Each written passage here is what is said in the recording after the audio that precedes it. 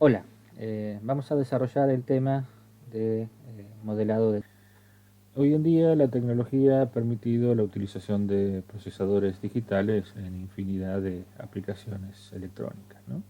Donde antes se utilizaban circuitos analógicos, hoy se posibilita la utilización de procesadores digitales y el control no es una disciplina que escape a esta generalidad. Entonces lo que vamos a ver acá, tenemos un diagrama en bloques, muy genérico, de cuál es la estructura de un control digital, ¿no? La arquitectura de un control digital. O sea, tenemos obviamente el procesador digital, que va a ser el elemento con el cual nosotros vamos a eh, ejecutar todas las acciones del control. Obviamente dependerá de la tecnología. Bueno, tendremos una forma de programar este procesador digital para que realice esas acciones que nosotros necesitamos, ¿no? Existe también una interfase hombre-máquina que nos permite interactuar con el procesador digital. Esto puede ser una pantalla, un teclado, un mouse, un potenciómetro, algún elemento que nos permita ingresar o interactuar con el procesador digital a fin de parametrizar el control o evaluar el comportamiento del control o poder generar algún tipo de acción sobre el procesador digital. Entonces, estos dos elementos intercambian información entre sí en, obviamente, señales digitales. Por otro lado, tenemos la planta, el sistema que nosotros queremos controlar, de la cual, obviamente, se conoce la señal de control, la señal sobre la cual vamos a accionar para producir las modificaciones del comportamiento de las variables del sistema, de forma tal de que la salida realice las acciones que nosotros necesitamos. Entonces, tenemos la salida, tenemos la señal de control, que son señales analógicas, y después tenemos una serie de variables del sistema que son necesarias para poder producir la acción de control que nosotros necesitamos. Además, tenemos señales externas. Esas señales externas pueden ser referencias analógicas que ingresan al procesador digital, o sea, en vez de ingresar el valor de la señal en forma digital a través de la señal de la consigna del control a partir de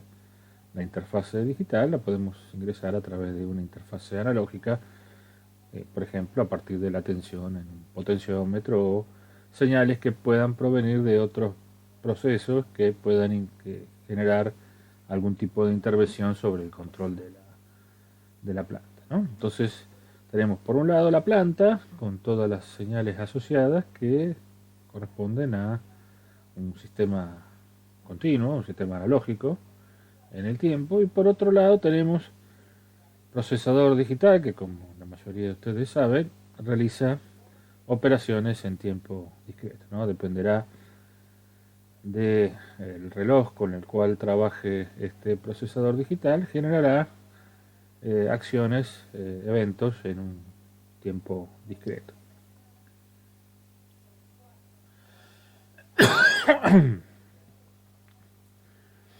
Entonces nosotros necesitamos vincular el mundo analógico de la planta que nosotros queremos controlar con el elemento con el cual vamos a realizar el control, con lo cual tenemos que vincular las señales analógicas de la planta y poder ingresarlas al procesador digital. Esa operación la realiza un conversor analógico digital.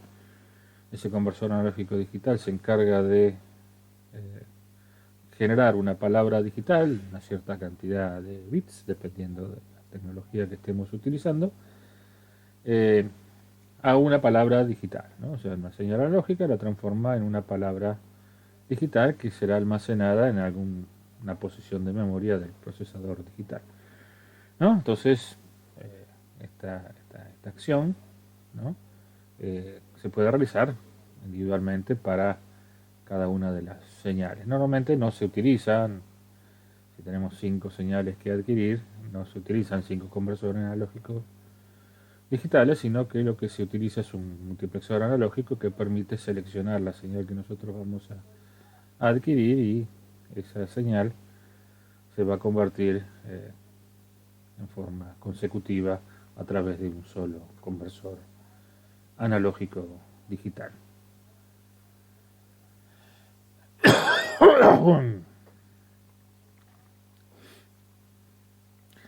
Por otro lado, tenemos la transformación de la señal de comando de la planta que nosotros generemos a partir de nuestro programa en el procesador digital, que es una palabra digital, y tenemos que transformarla en una señal analógica que va a ser la señal con la cual nosotros vamos a controlar nuestro sistema, ¿no? Entonces, esa transformación entre ese registro digital a una señal analógica se realiza a través de un conversor digital analógico. Para poder dotar a este conversor digital analógico de cierto sincronismo respecto del comportamiento de la planta, se lo dota de un latch, que lo que va a hacer es retener la señal al registro digital que nosotros tenemos acá entre un tiempo determinado, de manera tal de que el conversor digital analógico no esté cambiando constantemente de valor, sino que la conversión digital analógica se realiza en determinados instantes de tiempo, y eso genera la señal de control a la planta. Entonces tenemos, por un lado, el mundo digital, por otro lado el mundo analógico, y acá tenemos la interfase que estarán resueltas con un conversor analógico digital y un conversor digital analógico, ¿no? El formato que puede llegar a tener esta estructura o esta arquitectura de control digital que hemos planteado acá es diverso dependiendo de la tecnología que se use o de las características que se le quiera dar a ese control digital. Podemos tener sistemas compactos, como en el caso de que podría ser tranquilamente un controlador de temperatura en el cual uno le conecta el sensor, ¿no? Un termistor o alguna termoresistencia o alguna termocupla, un elemento que permita medir la temperatura que se encuentre normalizado, y eso genera una señal de comando, una señal de control eléctrica, que puede ser una señal de 0 a 10 volt, de 4 a 20 mA o alguna característica particular, que permite actuar sobre la planta. Por ejemplo, si tuviésemos un control de temperatura, nosotros podríamos sensar la temperatura con un termistor o con una termocupla y generar la acción de control con una señal analógica de tensión que va a mover un actuador que a su vez posiciona una válvula de gas. Entonces, a través de esa señal analógica de tensión, nosotros posicionamos la válvula de control de gas, y con lo cual podríamos actuar sobre la temperatura del horno. Entonces tenemos la entrada, que sería esta señal que tenemos acá, tenemos la señal de control, y bueno, la interfase hombre-máquina nos permite programar la consigna a la temperatura a la cual nosotros queremos hacer que el sistema vaya, y podemos verificar las mediciones de las señales, podemos generar o verificar de que el sistema no se encuentre bajo algún tipo de falla, alarma o cosas por el estilo. O sea que esto realiza una sola función y podemos decir ya viene determinado para esa función específica y no se puede modificar. Otra forma en la cual puede aparecer un control digital de esta forma es a través de un PLC. O sea, el PLC generalmente lo asociamos a eventos discretos, o sea, programación de lógica combinacional o secuencial, de que realiza determinada acción, prender y apagar equipos, pero tiene la posibilidad, hoy en día la mayoría de los PLC tienen la posibilidad de trabajar con señales analógicas, o sea, existen módulos que se pueden adosar al PLC que permite la adquisición de señales analógicas, y también a partir de ciertos módulos se pueden generar señales analógicas de salida, de manera tal de poder interactuar en forma analógica con la planta, y la mayoría de los PLC vienen embebidos con algoritmos que permiten desarrollar algunos controladores clásicos, como por ejemplo el PID, ¿no? Entonces vamos a ver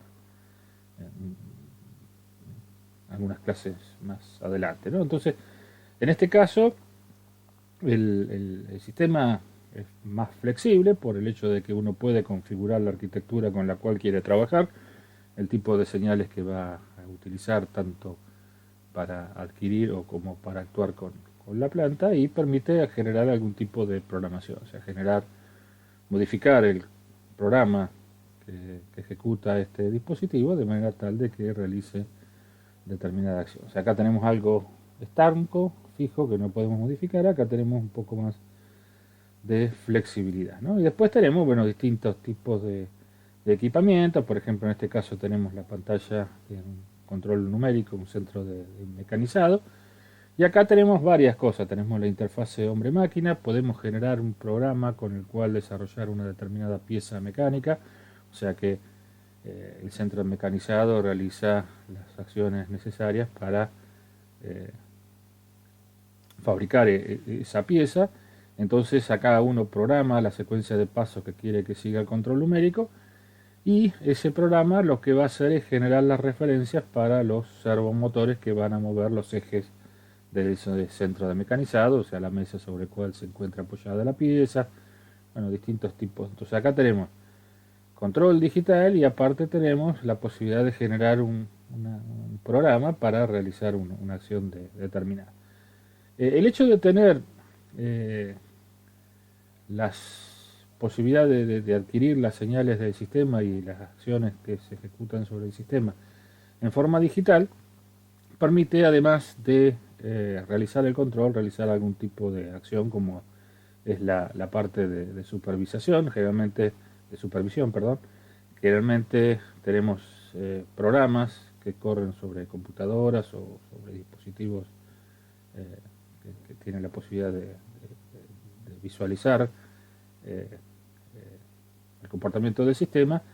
Por ejemplo, programas que se llaman SCADA, que son sistemas de supervisación y control, generan pantallas donde uno puede animar determinados dispositivos en función de las señales que adquiere acá y poder visualizar las señales de acción de control, ¿no? Y además lo que permite tener la posibilidad de tener las señales en forma digital es que uno puede generar a partir de varios dispositivos de este tipo, por ejemplo PLC, armar una red donde los datos entre cada uno de los procesos se intercambien de manera tal de poder generar un control integral, o sea, que si el elemento que está controlando este dispositivo depende en cierta forma de la variable que se mide en este, bueno, que haya intercambio de datos digitales entre esto y que, bueno, que este PLC a partir de una determinada decisión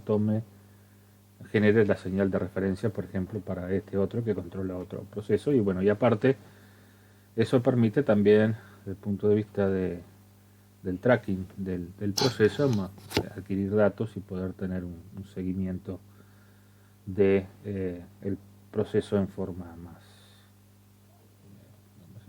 integral respecto del manejo de las señales, ¿no? Entonces, en este tipo de sistema nosotros vamos a tener involucrados distintos tipos de señales, ¿no? Por un lado vamos a tener señales analógicas de este lado y vamos a tener señales digitales de este otro. Entonces, como para tener un orden respecto de qué estamos hablando cuando hablamos de una señal analógica o una señal digital, vamos a definir 4 características de señales que vamos a tener involucradas en este tipo de proceso. Tenemos señales en tiempo continuo, o sea, quiere decir que la señal existe en cualquier tiempo que nosotros la querramos visualizar o medir. Y tenemos señales en tiempo discreto, que son señales que solamente existen en el momento que nosotros las adquirimos, y hasta que no adquirimos la próxima señal, podemos decir que no tenemos conocimiento de cómo está variando esa señal, ¿no? Entonces, desde el punto de vista del tiempo continuo, tenemos señales analógicas, que son señales del tiempo continuo, que tiene posibilidad de amplitud infinita y se puede tomar cualquier valor de amplitud en cualquier tiempo que se nos ocurra medir. Y por otro lado tenemos lo que se llaman señales cuantificadas, que son señales que son continuas en el tiempo, pero no pueden tomar cualquier valor. Por ejemplo, un ejemplo de esto es la señal de salida de un conversor digital analógico. Nosotros tenemos acá el conversor digital analógico. Nosotros vamos a tener una cantidad de bits limitados respecto de la palabra que vamos a transformar de digital a analógico. Por ejemplo, vamos a suponer que tenemos una señal de 8 bits, eso me permite generar 256 valores posibles. Si nosotros consideramos que la señal analógica que vamos a generar para atacar a la planta es una señal de 10 volt, ¿no? Los posibles valores que puede llegar a tomar la salida van a estar escalonados en 10 volt dividido 256 valores. O sea que no puede haber valores intermedios entre un valor digital y otro, y eso genera señales con esta característica donde los valores de amplitud pueden llegar a tomar ciertos valores y otros valores no. Sin embargo, la señal es continua en el tiempo. Y desde el punto de vista del tiempo discreto, tenemos señales que no son cuantificadas. Si bien la señal existe en un determinado instante de tiempo y en el medio no sé qué es lo que está pasando con la señal, pueden tomar amplitudes diversas, o sea, no hay limitación respecto de cuál es la amplitud que puede tomar esa señal. Nosotros generalmente en esta materia vamos a trabajar con este tipo de señales, ¿no? Por el hecho de que de alguna forma cuantificar esta señal genera otro tipo de análisis que no lo vamos a hacer. Y después tenemos lo que son realmente señales digitales, que son señales que son en tiempo discreto, pero además son cuantificadas, ¿no? Por ejemplo, si nosotros adquirimos una señal con un conversor analógico digital, ya tenemos el mismo efecto que teníamos cuando generamos una señal analógica a partir de un conversor digital analógico. O sea, la longitud de la palabra nos limita la posibilidad de excursión de estos valores de amplitud a ciertos valores específicos y no a valores intermedios. Entonces, señales digitales son señales cuantificadas, ¿no? Y discretas. Las no cuantificadas, que es las que vamos a usar en la materia, son señales discretas en el tiempo, pero cuya amplitud puede tomar cualquier valor. Las señales cuantificadas en tiempo continuo son señales que, si bien son continuas en el tiempo, pueden tomar solamente ciertos valores, y las señales analógicas, las que conocemos normalmente como continuas. Bien, cuando se analizaron los sistemas discretos en procesamiento digital de señales y se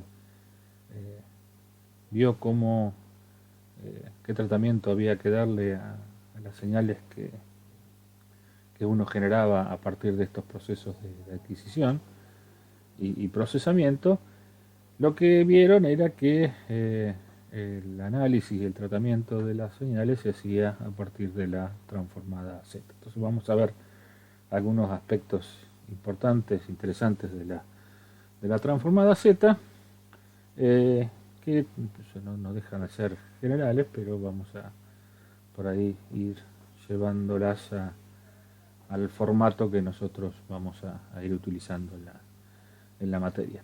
La transformada Z, por definición, es una sumatoria, o sea, x de z, que sería la transformada z de la señal x de t, ¿no?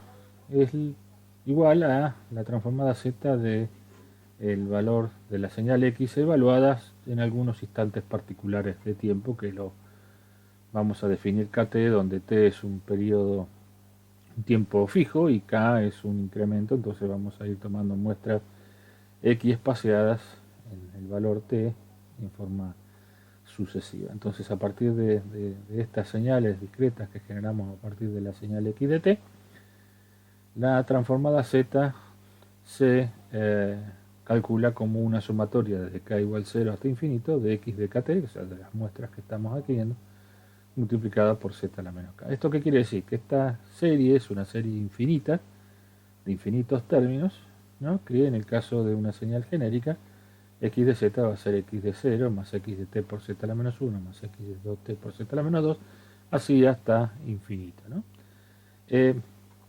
Cuando nosotros, en matemática, cuando se analizaban series, algunas series tenían la particularidad de que uno podía saber a qué valor tendía esa serie cuando la cantidad de términos que se sumaban tendían a infinito. Y particularmente para las series geométricas, o sea, las series geométricas eran series donde uno tenía un término y ese término lo iba elevando a potencias sucesivas y con eso iba generando la serie. ¿no? Cuando teníamos una serie infinita, esa serie tendía a un valor que era 1 sobre 1 menos la razón. Y la razón era ese elemento que nosotros elevamos a potencias sucesivas, ¿no? Entonces, para el caso del escalón unitario, nosotros tenemos una señal que vale 1 para todo tiempo mayor o igual que 0 y 0 para t menor que 0, y por lo tanto todas las muestras que vamos a ir tomando del escalón para generar la transformada z van a tener un valor 1. Entonces x de z va a ser x de 0 que vale 1, x de 1 que vale 1 por z a la menos 1, x de 2 que vale 1 por z a la menos 2 y así sucesivamente.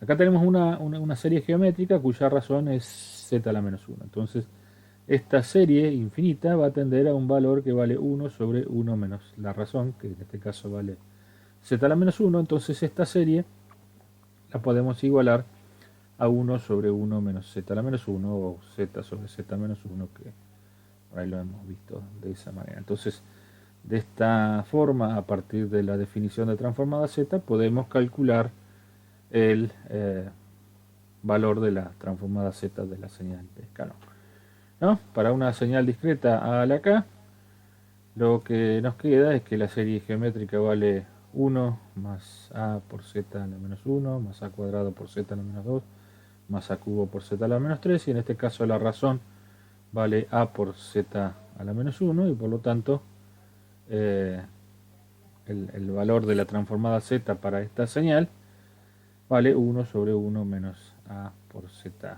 a la menos 1, ¿no? Entonces, de esta forma, por definición, se pueden calcular algunas transformadas z adicionales, y después, para algunas señales un poco más complejas, se utilizan algunas propiedades para poder llegar a la expresión cerrada de la transformada z y no tener que trabajar con la sumatoria de infinitos términos, ¿no?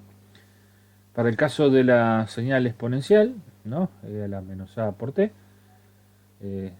vamos a tener 1, que es e a la por 0, e a la menos a por t por z a la menos 1, y así sucesivamente. Y acá tenemos la razón, vale e a la menos a por t por z a la menos 1, entonces la transformada z de esta señal vale 1 sobre 1 menos e a la menos a por t por z a la menos 1. O sea que la transformada z de una exponencial decreciente tiene esta forma.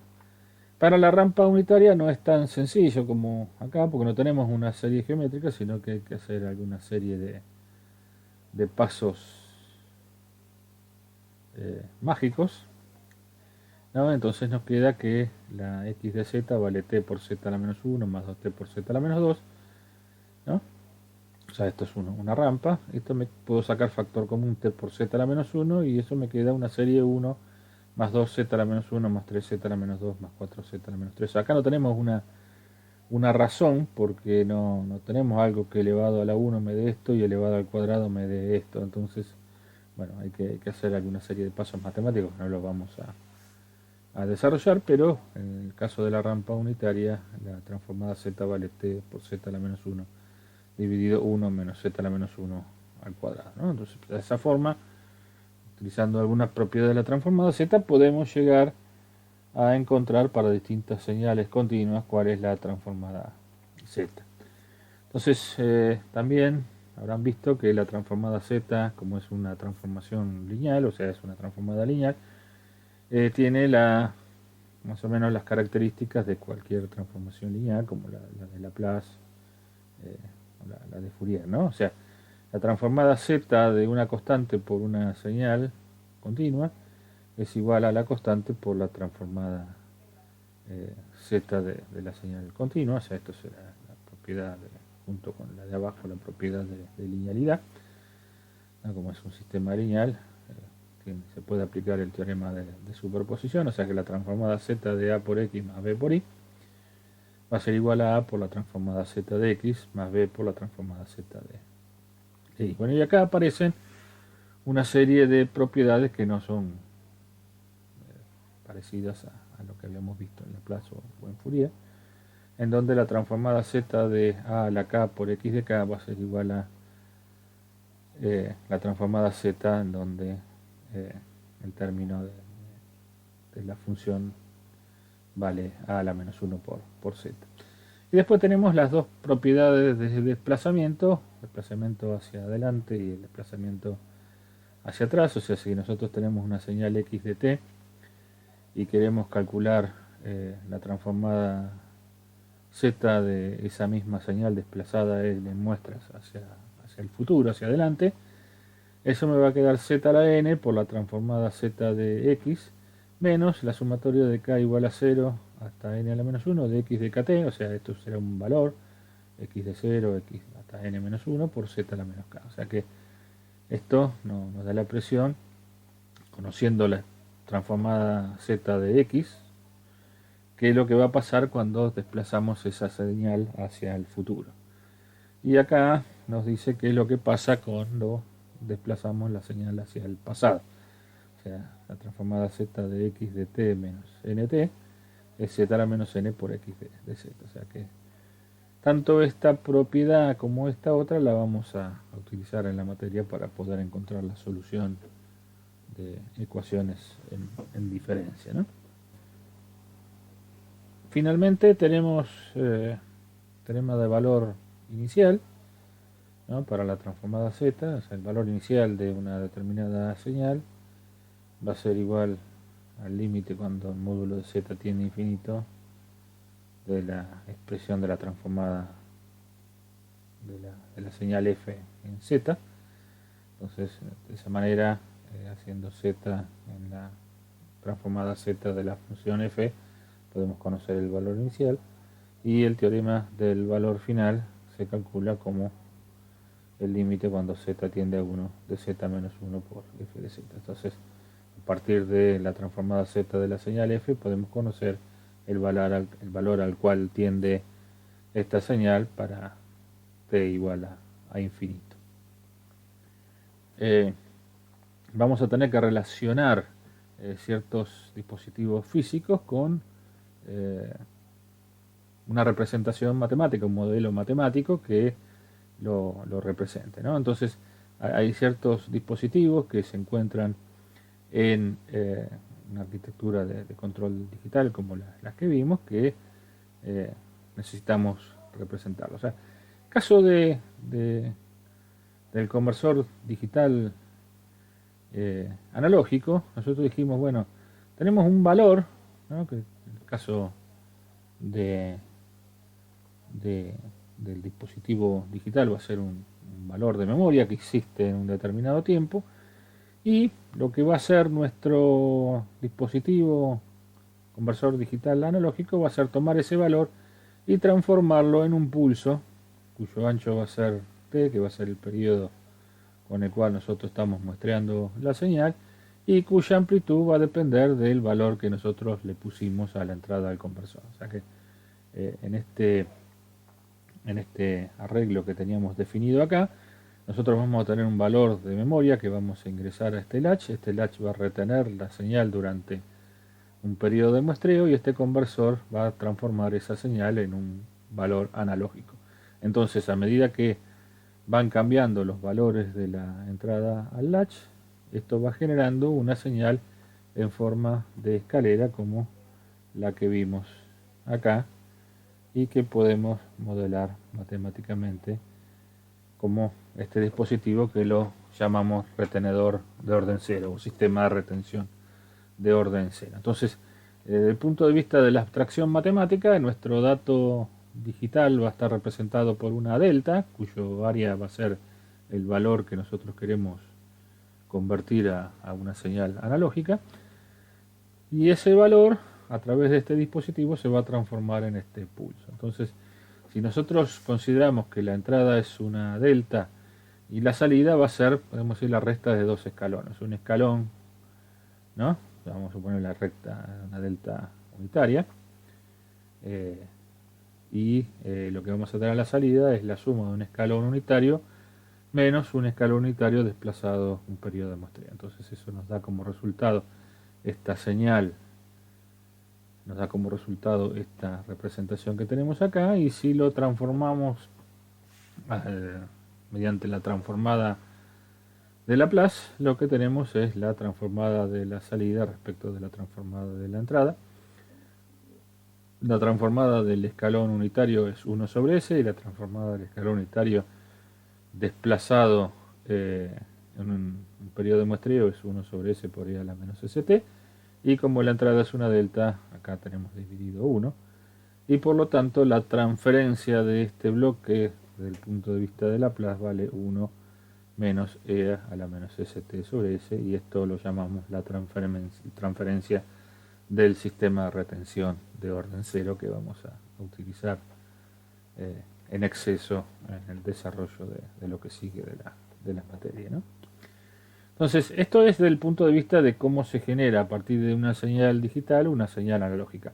Ahora bien, ¿qué pasa cuando nosotros con esa señal analógica actuamos con una planta analógica? O sea que tenemos una señal digital que hacemos pasar a través de un conversor digital analógico y la salida de ese conversor digital analógico la hacemos pasar a través de una transferencia continua en Laplace. Entonces, nosotros vamos a tener acá la salida de nuestro sistema analógico en función de las señales digitales que ingresan a nuestro sistema de retención de orden cero, ¿no? Entonces, la transferencia que resulta entre I de S y R de S, ¿no? Considerando acá que estamos entrando con una delta, vale 1 menos C a la menos ST, que es la sobre S, que es la transferencia del retenedor de orden cero, multiplicada por G de S. Entonces lo que vamos a hacer es definir esta función de transferencia G1 de S, que va a ser G de S sobre S, y a eso lo vamos a multiplicar por el numerador de la transferencia del ROC, del retenedor de orden cero, que es 1 menos C a la menos S de T. Entonces, lo que nos queda, esta señal, o sea, nos va a quedar G1 de S menos G1 de S por E a la menos ST.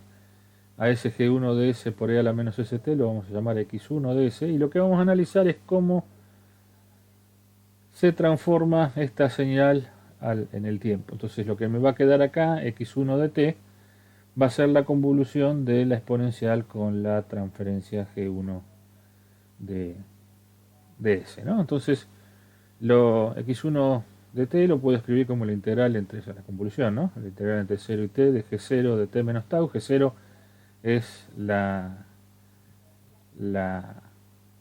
antitransformada de la exponencial, o sea que va a ser una delta, ¿no? Por G1 de tau, diferencial tau. Y G0 de T es una delta desplazada en el tiempo, ¿no? O sea, esta delta desplazada en el tiempo.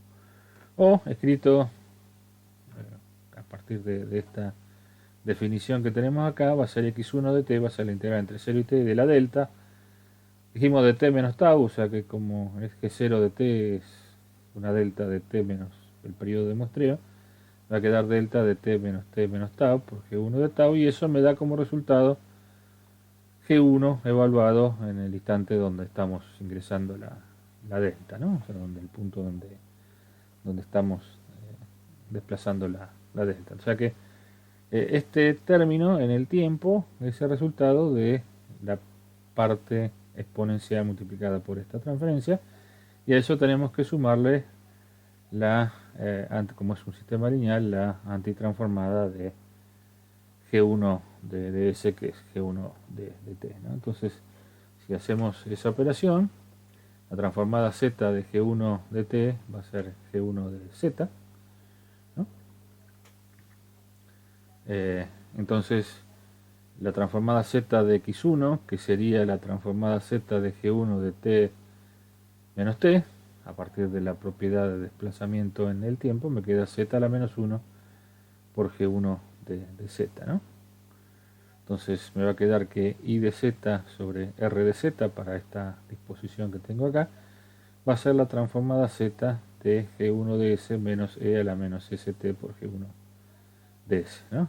La transformada Z de E a la menos ST por G1 de S vale Z a la menos 1 por G1 de Z, y la de G1 de S G1 de Z, y por lo tanto la transformada Z de I de S, la transferencia en Z, la relación entre I de S y R de S, vale 1 menos Z a la menos 1 por G1 de Z, o sea que lo podemos escribir como 1 menos Z a la menos 1 por la transformada Z de G de S sobre S, ¿no? Esto tendrá una expresión que tendremos que llevarla al tiempo y aplicarle la definición de transformada Z con la sumatoria. Vamos a ver que tenemos un método mucho más sencillo de poder pasar esta expresión a Z, pero de alguna manera cuando yo ataco al sistema a partir de una palabra digital, un sistema retenedor de orden cero, que podríamos decir que está representando nuestro conversor digital analógico, y una transferencia continua, la transformada Z de este conjunto va a ser 1 menos Z a la menos 1 por la transformada Z de G de S sobre S. Bueno, una abstracción matemática que nos permite tratar con este tipo de señales, porque bueno, tenemos ciertas cuestiones que tienen que ver con la tecnología, o sea, cuando uno adquiere la señal, tiene que tener una llave que se cierre durante un cierto tiempo, que va a tener un ancho finito, y eso desde el punto de vista del funcionamiento genera que los espectros de las señales con los cuales estamos trabajando, bueno, van a tener algún tipo de recorte. Bueno, eso se habrán encargado ya en procesamiento digital de señales, de cómo cambia el espectro de la señal analógica cuando la transformamos en una señal digital. Nosotros vamos a utilizar particularmente en esta materia lo que se llama muestreo mediante impulsos. Entonces lo que vamos a hacer, ese muestreo mediante impulsos, se basa en suponer que nuestra señal digital se puede representar con una delta, obviamente la delta tiene amplitud infinita, y cuya área es el valor de la señal que nosotros adquirimos, ¿no? Entonces lo que definimos para pasar una señal analógica a una señal digital mediante impulsos es una llave que se cierra periódicamente un tiempo infinitesimal y que transforma esta señal analógica, que podríamos representar con una representación continua con línea de puntos, a una señal discreta en el instante donde nosotros cerramos la llave, que pasa representada por una delta cuyo peso es el valor de la amplitud de la señal en el instante donde nosotros cerramos la llave. Entonces lo que hacemos es hacer una abstracción matemática del proceso de adquisición de la señal, el cual transformamos el valor de una señal analógica en un ente, que lo podemos decir un dato, que lo vamos a representar con una delta de Dirac, ¿no? Entonces la representación de x asterisco de t, que es lo que vamos a tener a la salida del muestreador, va a ser la sumatoria de los valores adquiridos multiplicado por una delta desplazada en el tiempo. O sea que periódicamente vamos a ir cerrando la llave y vamos a ir tomando estos valores correspondientes a las muestras de la señal, y esa señal x asterisco la podemos escribir como la sumatoria de las deltas que tenemos dibujadas en rojo, ¿no? Entonces la delta t es una función que genera deltas desplazadas en el tiempo. Entonces lo que vamos a hacer, una vez que tenemos definida la señal discretizada de esta manera, es aplicarle la transformada de Laplace. O sea, nosotros el tratamiento matemático que le dimos a la mayoría de los sistemas es utilizar la transformada de Laplace para representar los sistemas de control. Entonces, una vez conocemos esta señal, a esta señal le aplicamos la transformada de Laplace. Entonces la transformada de Laplace de la primera delta va a ser x de 0 por la transformada de la delta. La segunda xx de t multiplicada por la transformada de la delta, transformada de Laplace de la delta desplazado.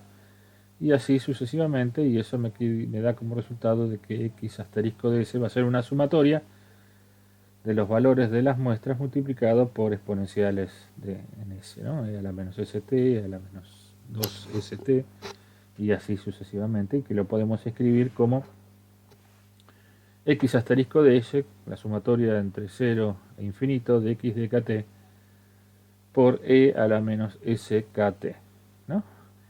Si nosotros consideráramos que e a la st es igual a z, esta expresión que tenemos acá es igual a la expresión de la definición de la transformada z, la definición de la transformada z que vimos acá, ¿no? Entonces, si nosotros reemplazamos e a la menos st por z, tenemos esta misma expresión en lo que vimos recién, ¿no? O sea, sumatoria de k igual a 0 hasta infinito de x de kt por z a la menos k, ¿no? Entonces, si hacemos que z sea igual a la de st, esta expresión de x asterisco de s es equivalente a la x de z si consideramos que z vale e a la st, ¿no? Entonces, esta definición del muestreo mediante impulsos nos va a servir para analizar sistemas de control en tiempo discreto.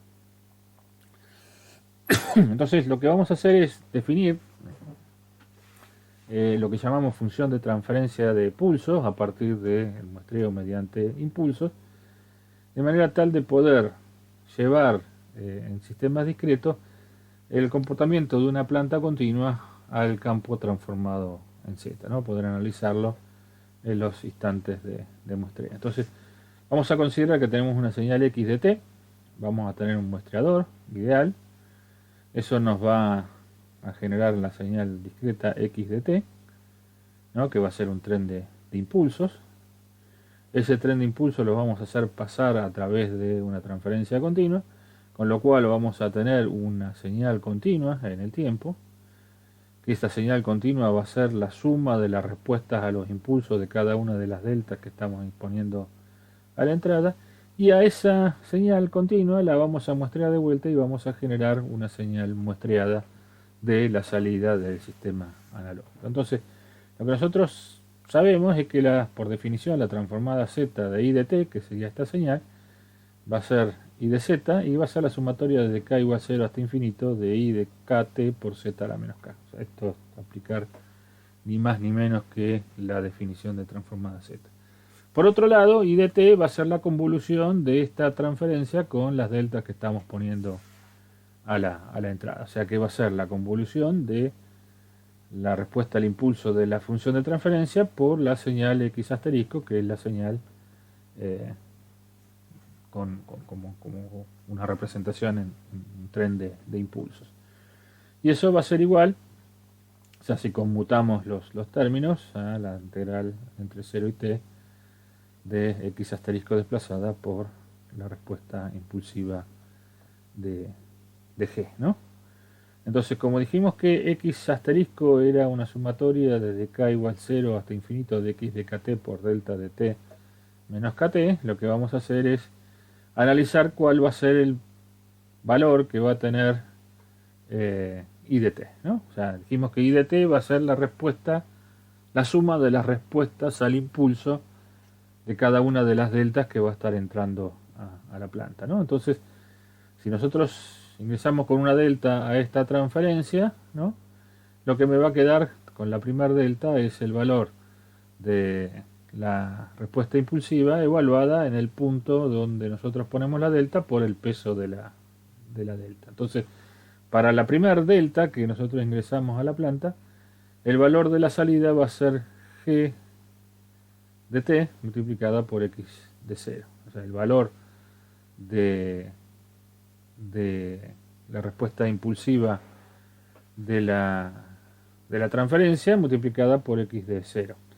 Para la segunda muestra voy a tener la respuesta que tenía antes más la respuesta debida a la segunda delta. O sea, esto vale entre 0 y t. Entre 0 y entre el momento que aplico la primera delta y que voy a aplicar la segunda, vale esto. Porque lo único que tengo ingresado al sistema es ese.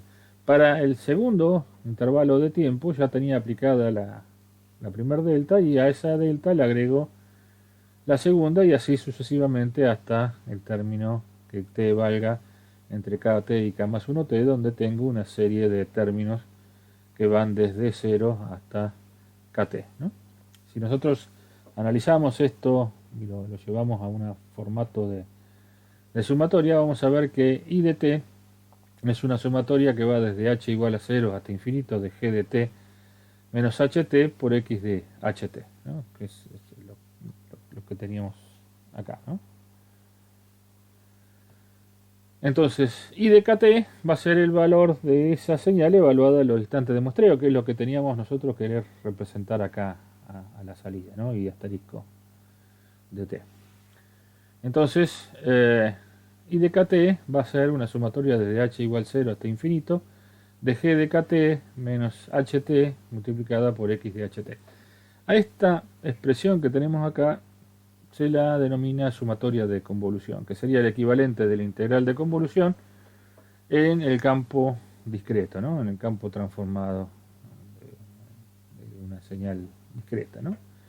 Entonces, como definimos la convolución con esta sumatoria, podemos decir que I de kt es la convolución de entre x de kt y g, la respuesta impulsiva de la transferencia g de kt.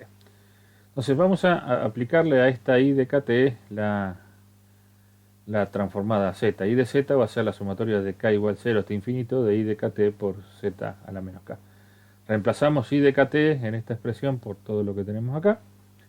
Me va a quedar que I de z es la sumatoria de k igual 0 hasta infinito de la sumatoria de h igual 0 hasta infinito de g de kt menos ht por x de ht por z a la menos k, ¿no?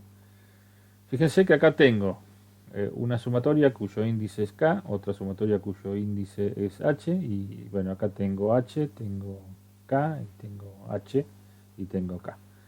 Entonces lo que vamos a hacer es definir una variable, un índice nuevo, que va a ser la diferencia entre k y h. Entonces lo que vamos a hacer es redefinir esa integral, o sea, cuando acá me queda k menos h, me queda g de mt, ¿no? Cuando k vale 0, m vale h, y cuando k vale infinito, m vale infinito, o sea que podemos reemplazar, o sea, acá k por m más h, o sea que me va a quedar menos m menos h.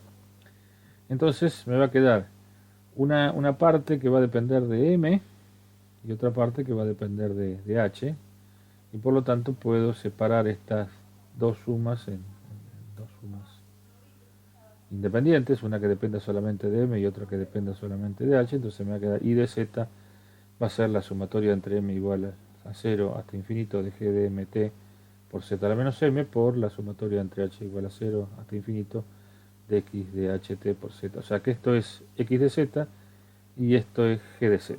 O sea que me va a quedar que I de z va a ser el producto de x de z por g de z, o de g de z por x de z.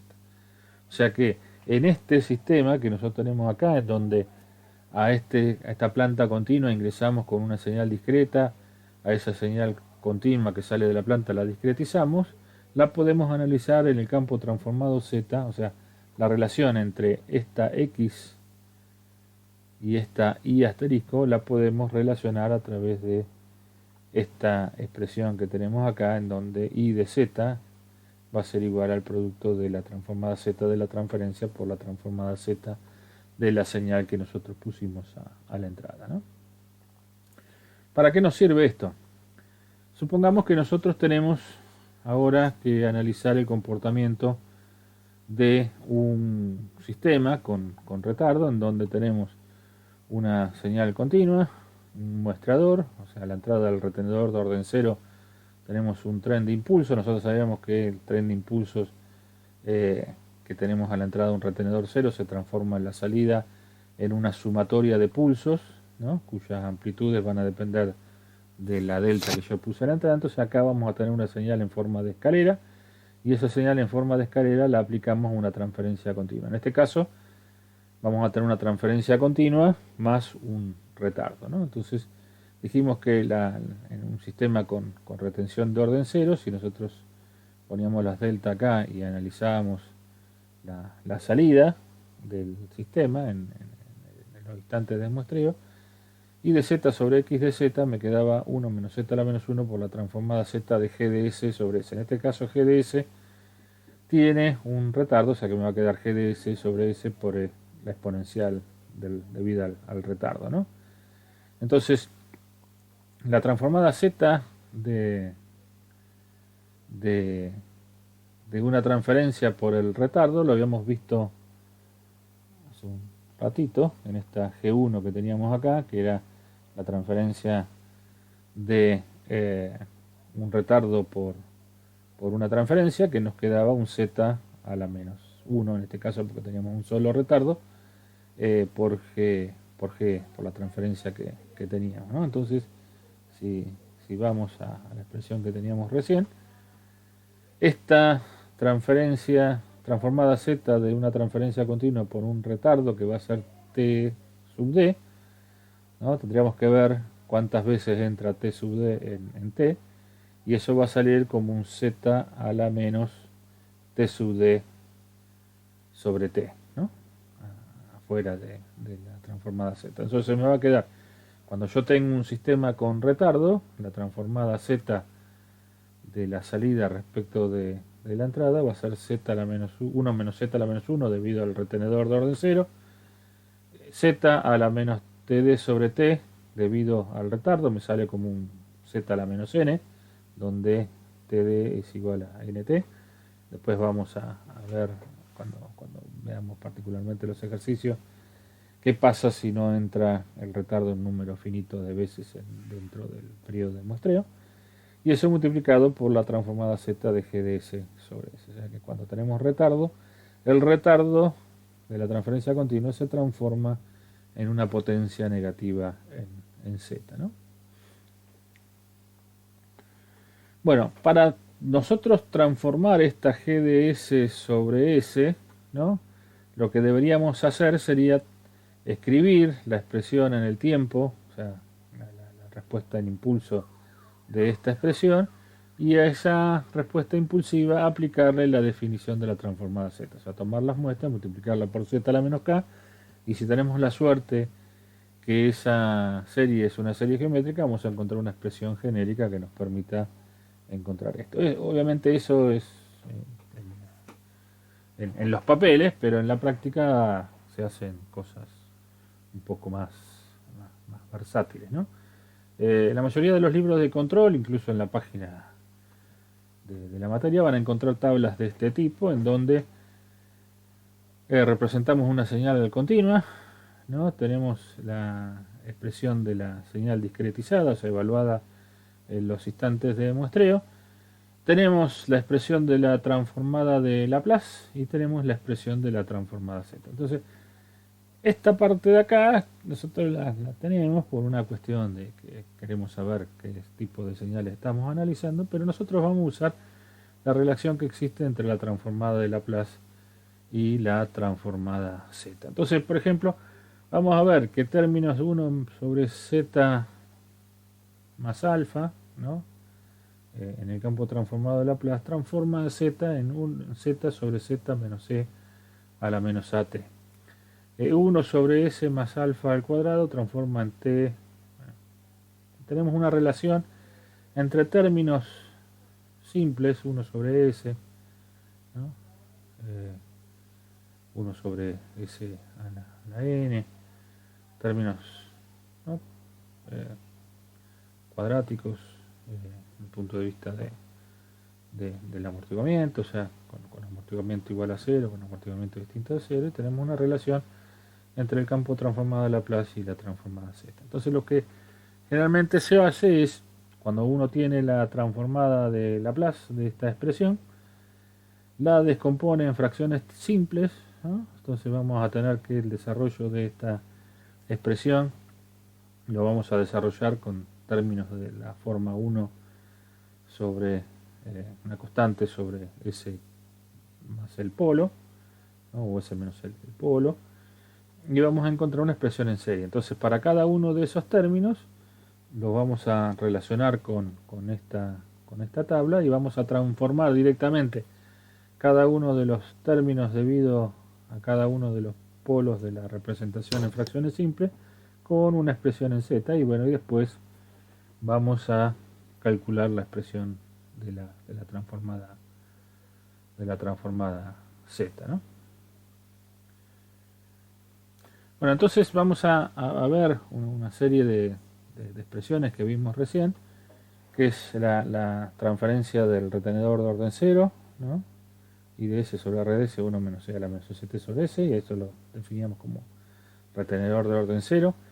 La transferencia de un Z de un sistema de retención de orden 0 en serie con una planta, eso me queda ahí de Z sobre R de Z, 1 menos Z a la menos 1 por la transformada Z de G de S sobre S. Cuando teníamos una transferencia y entrábamos con una determinada señal, la representación de esta señal en el campo transformado respecto de la señal de entrada me decía que I de Z era igual a G de Z por X de Z. Y cuando teníamos un retenedor de orden 0 con una función exponencial, ¿no? Teníamos esta parte que dependía del retenedor de orden 0 y el S que poníamos en este lado, pero este retardo salía fuera de la transformada Z como un Z a la menos n, donde n era la relación que había entre el retardo y el periodo de muestreo. O sea que, de alguna forma, con estas expresiones vamos a tratar de salir adelante respecto del tratamiento o el modelado de sistemas discretos, sistemas de control discreto. Bueno, ¿cómo vamos a usar esto que vimos hasta ahora para resolver un problema de control, ¿no? Entonces, esto, si bien es un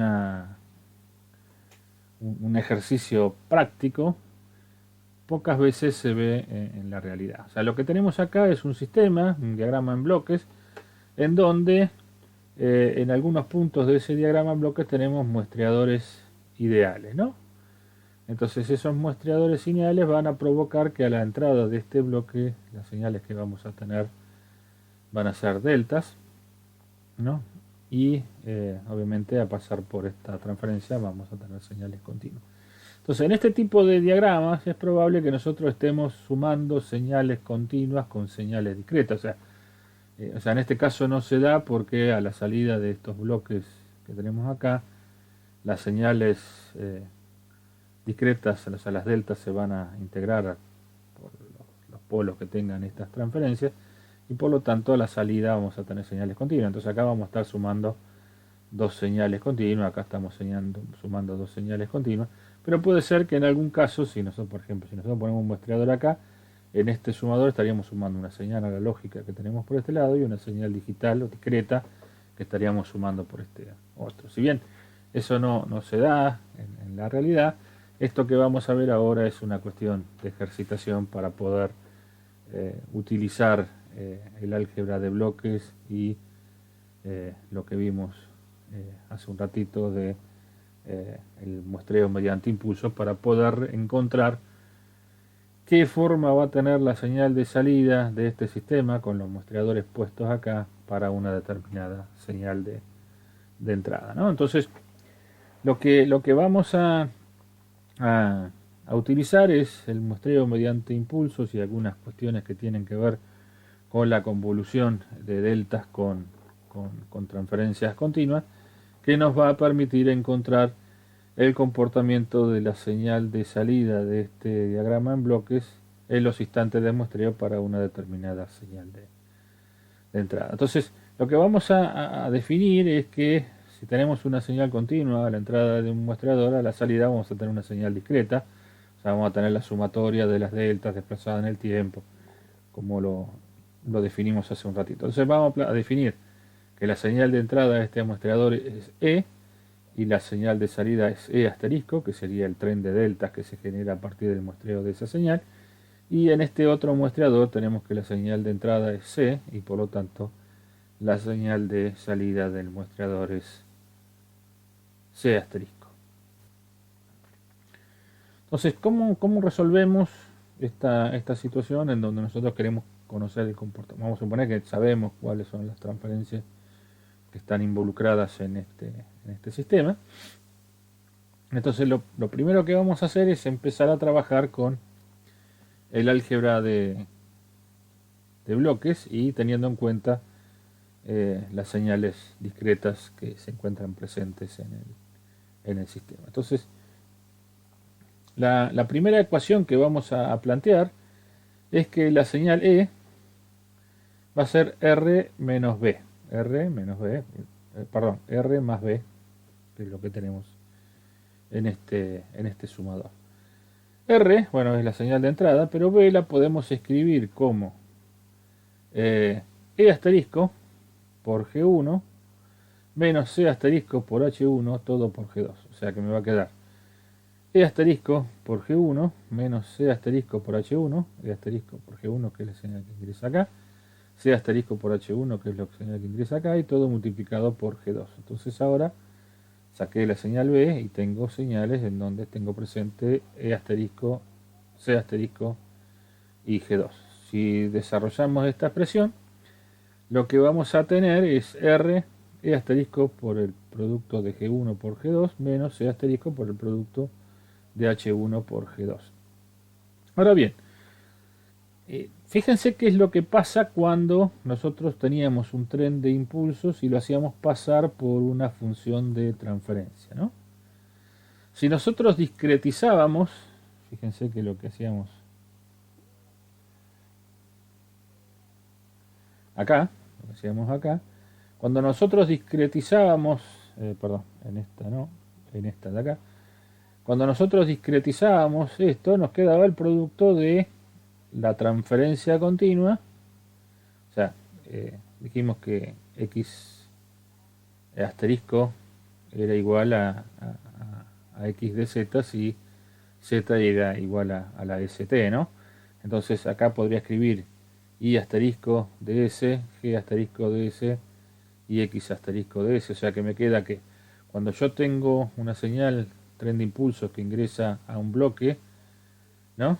La señal muestreada que tengo a la salida, o sea, si yo muestreo la salida de este bloque, me va a quedar el producto de x asterisco por la transferencia que tengo asterisco, ¿no?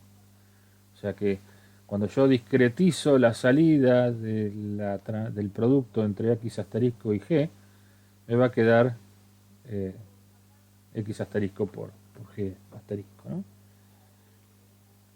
Entonces, en esta expresión que tenemos acá, yo lo que voy a hacer ahora es discretizar esta expresión de E, ¿no? Muestrear, o sea, acá tengo E, y acá lo que voy a calcular es cuánto vale esta señal. Entonces, E asterisco va a ser R asterisco, porque la señal R la voy a estar muestreando, pero acá voy a estar muestreando el producto de E asterisco por G1 por G2. O sea que E asterisco por G1 por G2, dijimos que I de Z era X de Z por G de Z, y esto que está acá, el producto de G1 por G2, lo tendríamos que pasar a Z, llevándolo a la transformada asterisco de Laplace. Lo mismo pasa con C asterisco y el producto de H1 por G2, ¿no? C asterisco por la discretización del producto de H1 por G2, ¿no? Entonces ahora vamos a seguir camino hacia la salida. Tengo E asterisco. Entonces de esta expresión puedo sacar factor común E asterisco de este término y este. Me va a quedar E asterisco por 1 menos el producto de G1 por G2 asterisco. Y eso va a ser igual a R menos C asterisco por el producto de G1, H1 G2 asterisco, ¿no? Entonces, si tomamos esa expresión, puedo calcular E asterisco como R asterisco menos C asterisco por el producto de G1 de G2 H1 asterisco dividido 1 menos el producto de G1 G2 asterisco. O sea, esto no es G1 asterisco por G2 asterisco, sino que es el producto de la respuesta impulsiva de las dos transferencias convolucionadas con la delta, ¿no? Entonces, si seguimos desarrollando la expresión, vemos que C va a ser igual a E asterisco por G1 menos C asterisco por H1 multiplicado por G2 y por G3, ¿no? Escribimos C en función de los términos que tenemos en asterisco. Si desarrollamos esta expresión, me va a quedar E asterisco por el producto de G1, G2, G3 asterisco menos C asterisco por el producto de H1, G2 y G3.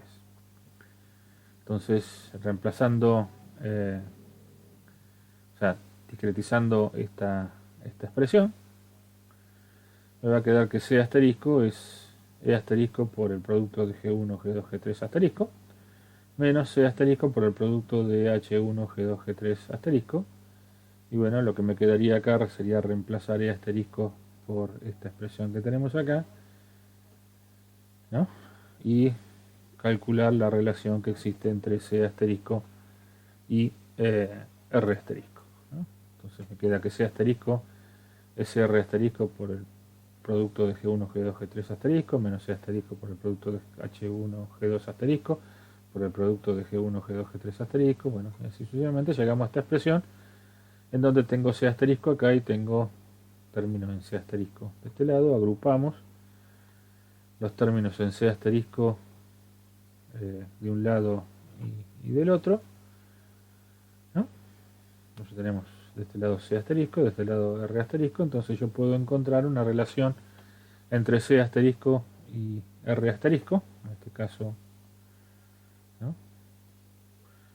Y entonces, como dijimos que C asterisco para una determinada condición de S,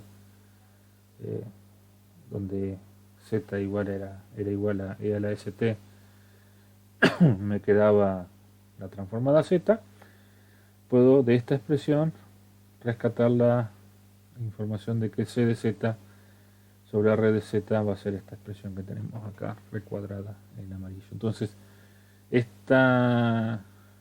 muestreo mediante impulsos nos permitió conocer el comportamiento de la salida C en los instantes de muestreo para una determinada señal R. ¿No? Si yo le aplico calculo la transformada de Laplace de Z de la señal que tengo en la entrada y la aplico en esta expresión, lo que voy a encontrar es el valor, antitransformando el valor de la salida C de K, donde K son los intervalos de muestreo. Entonces, esta expresión, esta resolución de muestreo mediante impulsos nos va a servir para poder desarrollar el análisis, el modelado de sistemas de control en tiempo discreto.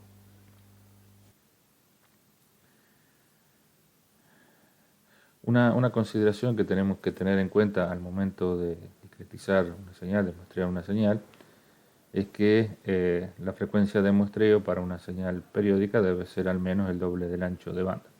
Eso nos garantiza que cuando nosotros discretizamos la señal y aparezcan las bandas superiores e inferiores del espectro esparcido debido al muestreo, nosotros podamos recuperar filtrando con un filtro cuadrado la señal en banda base.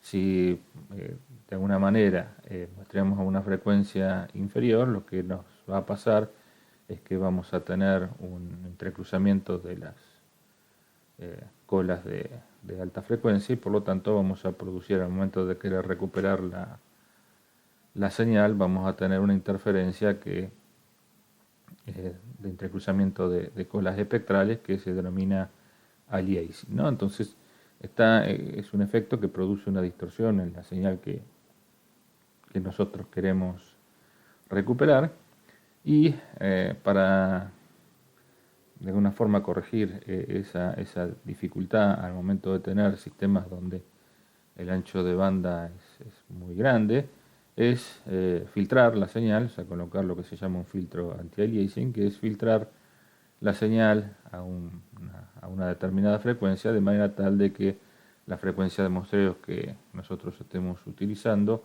no permita el entrecruzamiento de colas de los espectros de la señal. Entonces, filtrando esta señal, nosotros logramos de que, si bien tenemos una pequeña distorsión debido a la porción de la señal que estamos perdiendo, se pueda reconstituir. Sin embargo, si nosotros queremos muestrear una frecuencia muy baja, la señal filtrada puede generar, al momento de querer reconstruirla, mayores inconvenientes que por ahí el entrecruzamiento de colas, ¿no? Entonces es una cuestión a tener en cuenta. Hoy en día, con la tecnología con la cual contamos, la mayoría de los casos, salvo muy excepcionales, las frecuencias de muestreo son lo suficientemente grandes como para que no se produzcan este tipo de efectos, ¿no? Bueno, nosotros teníamos originalmente planteado el esquema de control eh, digital, ¿no? Y lo habíamos planteado en términos del procesador digital, los conversores analógicos digitales, la interfase hombre-máquina y la adquisición de las señales y la planta continua. O sea, lo que tenemos acá es un diagrama simplificado en términos de diagrama en bloques, como nosotros lo veníamos planteando, y tratamos de representar en cierta forma esa estructura de control digital que planteamos al inicio de la clase. Por un lado vamos a tener la planta continua, en este caso la vamos a tener representada con una función de transferencia en S. Vamos a tener la señal de salida o la señal que nosotros vamos a querer adquirir. Vamos a tener nuestro conversor analógico digital. Vamos a tener nuestro procesador digital, nuestro elemento, nuestro controlador digital, y vamos a tener nuestro conversor digital analógico con el efecto de retención de orden 0, ¿no? O sea que a la salida UDS vamos a tener una señal, UDT va a ser una señal que se representa como una escalerita, ¿no? O sea que va a ser continua por tramo. Entonces, en términos generales, podríamos representar nuestro sistema de control digital de esta manera. Por un lado tenemos el mundo analógico, por otro lado tenemos el mundo digital, y en el medio tenemos la interfase. Nuestro conversor analógico digital lo único que va a hacer es transformar nuestro dato analógico en un dato digital, ¿no? Entonces, acá vamos a tener CDS y acá vamos a tener C asterisco de S, que podemos igualarlo a CDZ si Z es igual a la ST. Entonces, este muestreador haría las veces de nuestro conversor analógico digital. Y el conjunto de este muestreador más el retenedor de orden 0, o sea, muestreador es más que nada para sincronizar la adquisición con eh, con la salida digital de nuestro sistema. La salida de nuestro controlador digital me va a entregar un dato discreto. Ese dato lo mostramos, por lo tanto va a seguir siendo un dato discreto, y ese dato discreto lo vamos a hacer pasar a través de un sistema de retención de orden 0 para generar una señal continua por tramos en esta señal que va a atacar a la planta. Entonces vamos a ver cómo nos quedaría la función de transferencia discreta de este sistema a lazo cerrado. O sea, la señal CDS respecto de U asterisco, que sería la señal que tenemos a la entrada de nuestro retenedor de orden 0, por lo que vimos hace un rato en la clase, es 1 menos C a la menos ST sobre S, que sería la transferencia del retenedor de orden 0 multiplicado por G de S. Entonces G de Z, que sería la transferencia de C entre este punto y este, entre U de Z y C de Z, perdón, entre C de Z y U de Z, va a ser 1 menos Z a la menos 1 por la transformada Z de G de S sobre S, que fue lo que vimos también hace un ratito. Por lo tanto, la transferencia entre C de Z y R de Z, entre esta señal discreta y esta señal discreta, vale, esto lo vamos a reemplazar, este bloque del retenedor de orden 0 con la transferencia continua lo vamos a reemplazar por G de Z, entonces nos quedaría un bloque D de Z, un bloque G de Z y una realimentación unitaria. Me queda que C de Z sobre R de Z vale G de Z por D de Z dividido 1 más G de Z por D de Z, ¿no? Entonces esta me daría la posibilidad de analizar la transferencia a lazo cerrado en un sistema discreto a partir del conocimiento de la transferencia de la planta continua, obviamente el periodo de muestreo y el hecho de que tenemos un retenedor de orden 0, ¿no?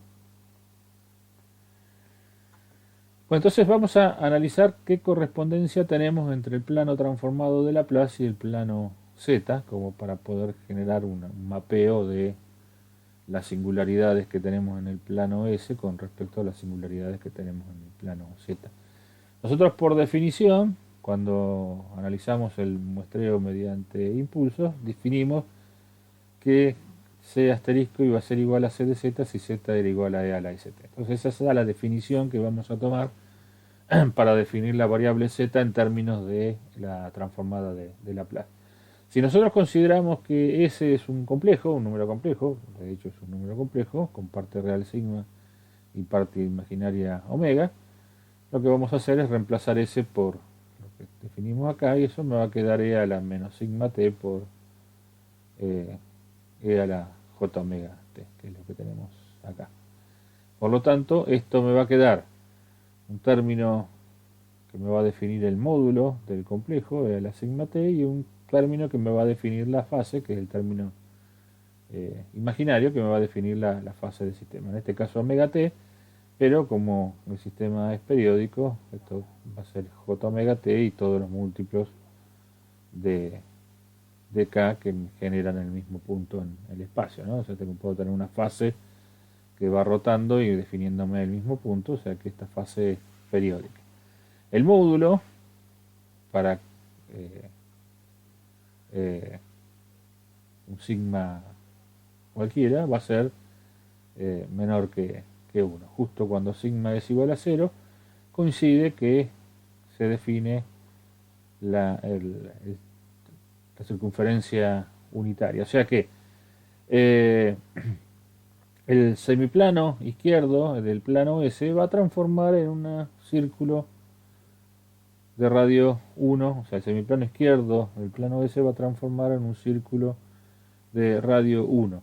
Pero como esta fase es periódica, nosotros vamos a tener que este semiplano izquierdo va a transformar en bandas al mismo lugar en el plano Z. O sea que la banda de frecuencias que va entre j omega s sobre 2 y menos j omega s sobre 2, desde parte real 0 hasta infinito, transforma en el círculo unitario. Pero la banda que está entre j omega s sobre 2 y 3j omega s sobre 2 también transforma en el mismo círculo unitario, y la que está entre menos 3j omega s sobre 2 y menos j omega s sobre 2 también. Entonces, dentro de este círculo unitario tenemos superpuestas bandas, que la banda base, centrada en 0, una banda superior, la otra banda. Esto podríamos decir que corresponde al espectro esparcido que genera el muestreo. Por cada una de estas bandas vamos a tener una representación dentro del círculo unitario. Pero lo que nos interesa a nosotros es que un sistema que resultaría estable en el plano S, que sería que tenga todos los polos del semiplano izquierdo del plano S, implica que el sistema discreto tendría que tener los polos dentro del círculo unitario, ¿no? Como para mantener las condiciones de estabilidad. Entonces, si vemos esa relación que teníamos respecto de las bandas, ¿no? en el plano S, vamos a recorrer los límites de la banda, o sea, vamos a ir desde j omega 0 hasta omega s sobre 2, vamos a movernos con parte imaginaria omega s sobre 2 con parte real desde 0 hasta infinito, vamos a volver por infinito y vamos a volver por la parte de la banda inferior con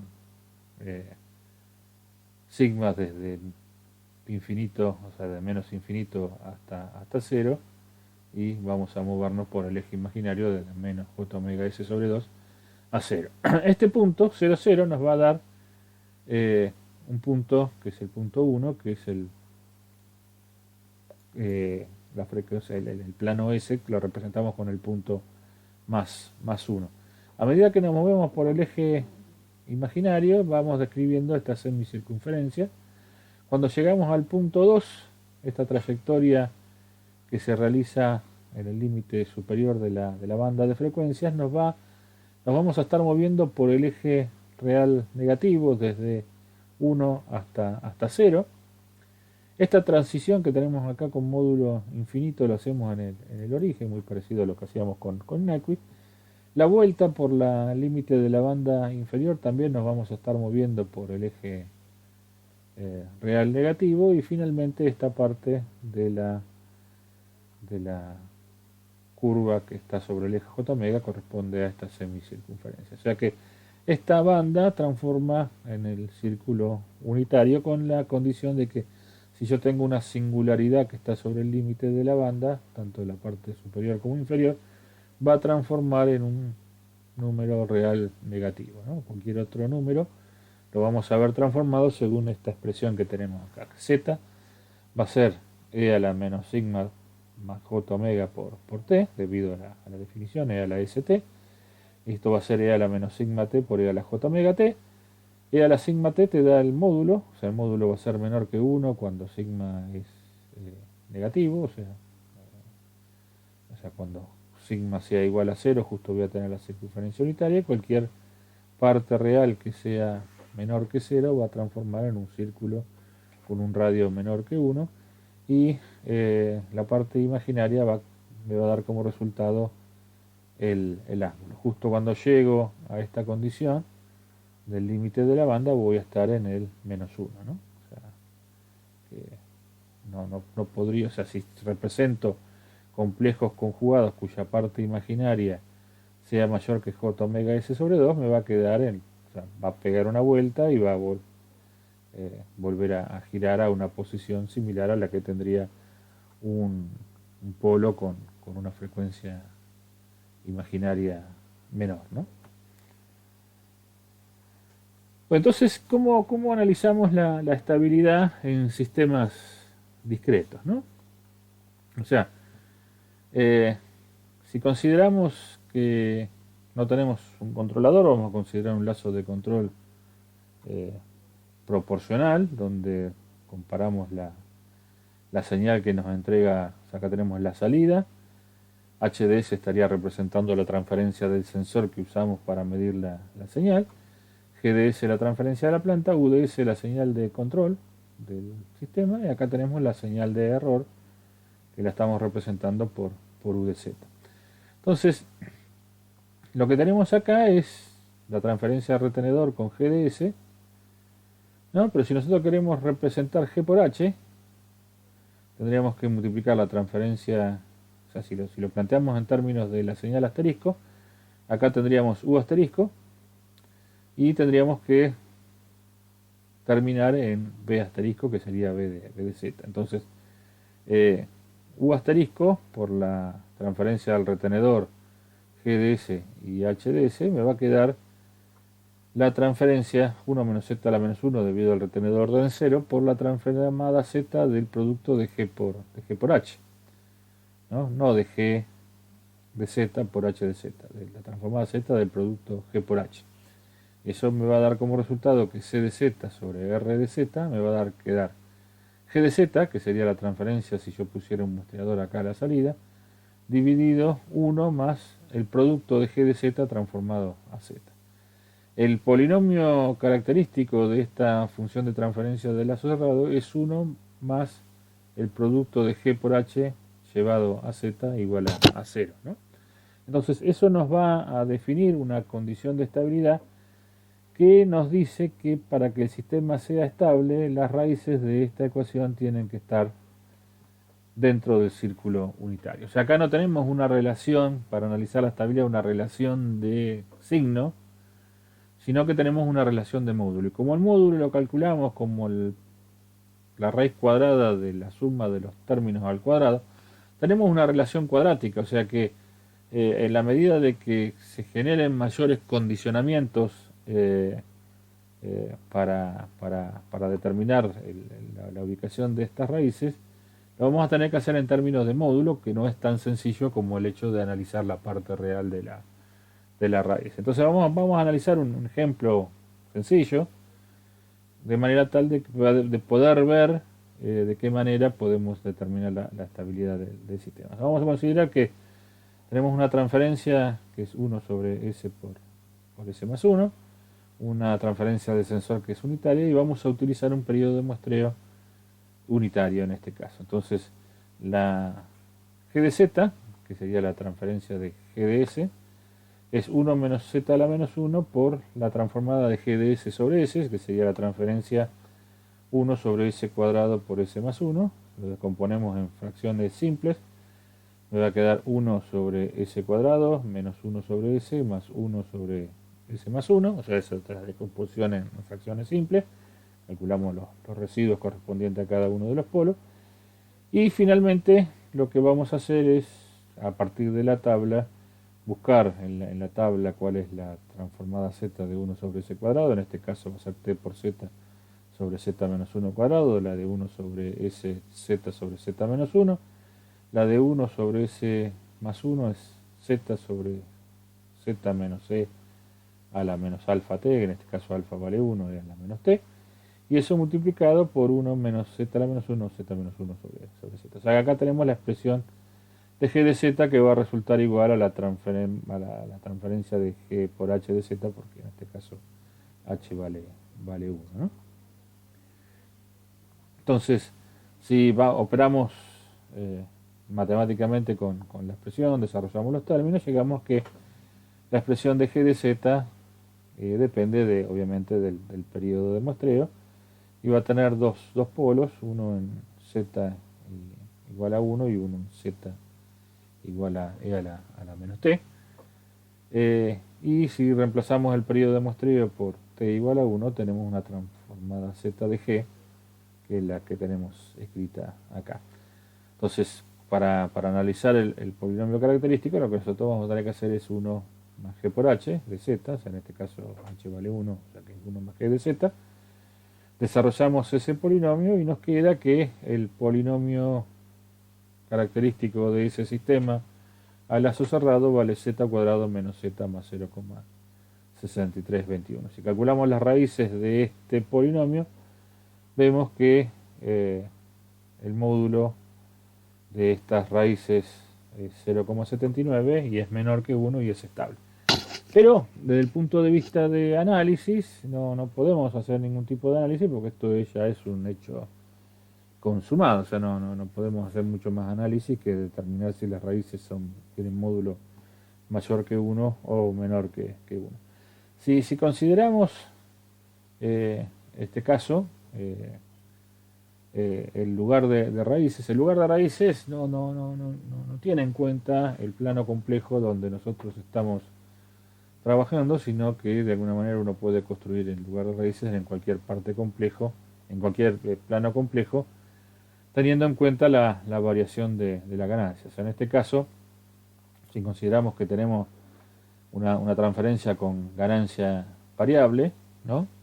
Como el sistema es lineal, esa ganancia se va a ver directamente reflejada en la transferencia discreta que calculamos g de z, y bueno, analizando el lugar de raíces para este g de z ante variaciones de k, vemos que tenemos un polo en 1, uno en 0,3679.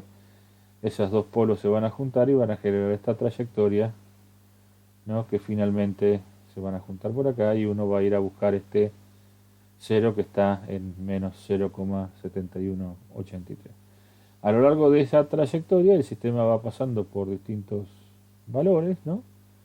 Y para 2,39 de ganancia, estas raíces abandonan el círculo unitario, que es el círculo que tenemos ahí a continuación. O sea que nosotros vemos a partir del lugar de raíces que existe una condición, si empezamos a aumentar la ganancia del lazo abierto de este sistema, de que el sistema se torne inestable, y podemos decir, por cálculo pudimos determinar que esa ganancia es 2,39. Sin embargo, no es tan difícil de determinar, porque yo tendría que, o sea, los métodos que nosotros conocíamos para analizar la estabilidad dependían de analizar el signo de la parte real de las raíces, y por lo tanto en este caso no es aplicable, porque nosotros lo que tenemos que analizar en el plano z es el módulo de la función de transferencia. O sea que ninguno de los métodos que utilizábamos para analizar estabilidad del sistema continuo nos sirve para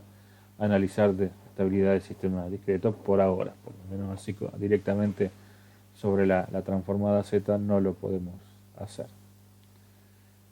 Bueno, otra posibilidad es qué pasa si yo no conozco, no sé a qué frecuencia voy a muestrear y tengo un sistema discreto, ¿no? O sea, el periodo de muestreo puede hacer que mi sistema se haga inestable. Bueno, vamos a analizarlo. Nosotros habíamos calculado la expresión de g de z en función del periodo de muestreo, Entonces si calculamos 1 más g de z, nos va a quedar también en función del periodo de muestreo, y podemos encontrar la expresión, ¿no? Simplificando el numerador, la expresión de esta expresión, ¿no? Entonces, lo que podemos ver es que obviamente esta expresión tiene términos exponenciales, o sea que es una ecuación trascendente, no se puede calcular algebraicamente, sino que hay que calcularla numéricamente, y vemos que si el periodo de muestreo que utilizamos es 3,923, este polinomio, o sea, esta transferencia o este término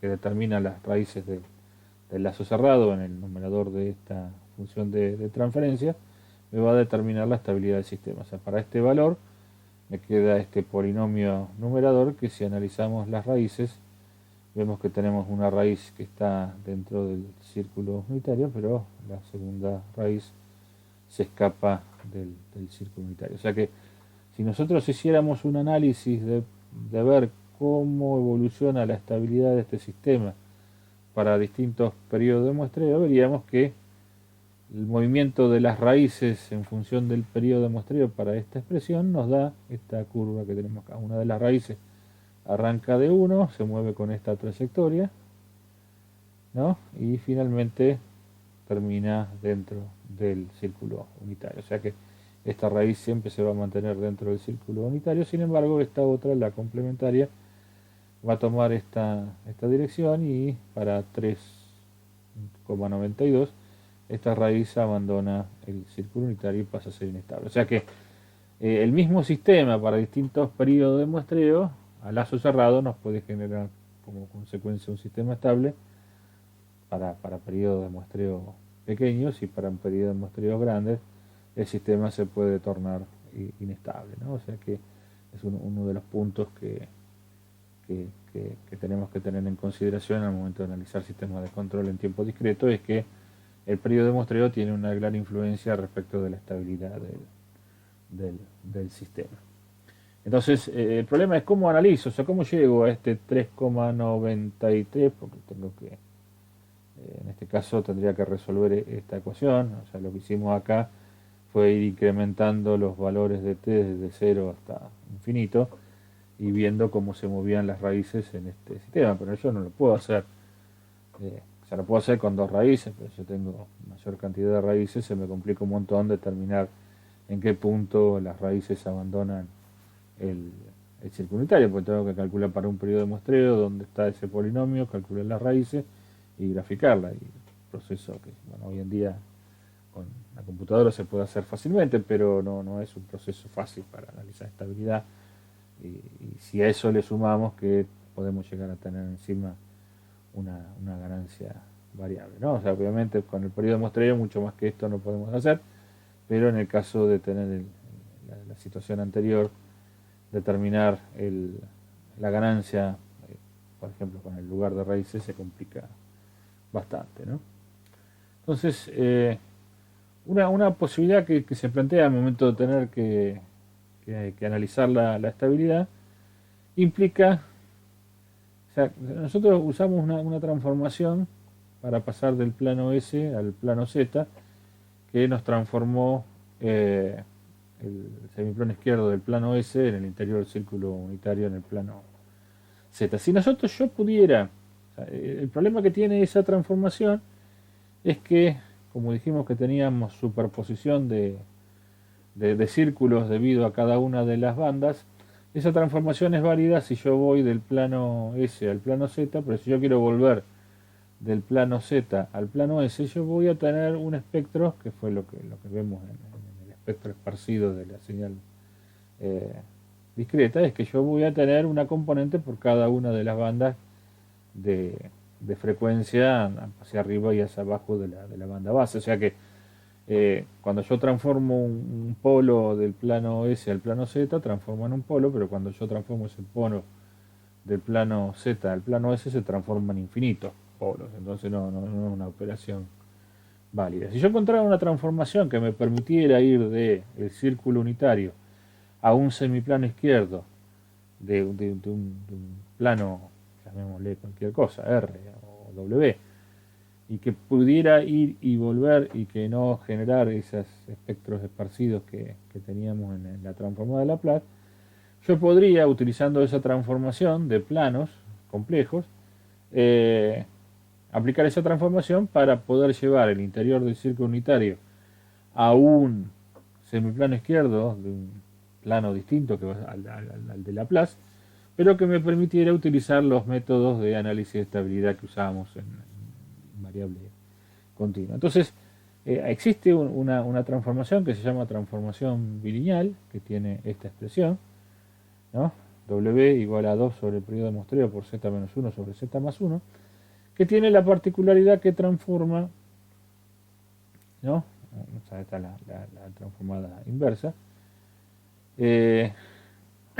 Cuando z es un número que se encuentra sobre el círculo unitario, esto transforma en el plano W al eje imaginario, y vemos que la relación que existe entre W y este ángulo, ¿no? Phi de, de, de la variable z corresponde a un valor imaginario en el plano W. O sea que cualquier singularidad que en el plano z que se encuentre sobre el círculo unitario transforma en un número imaginario en el plano W.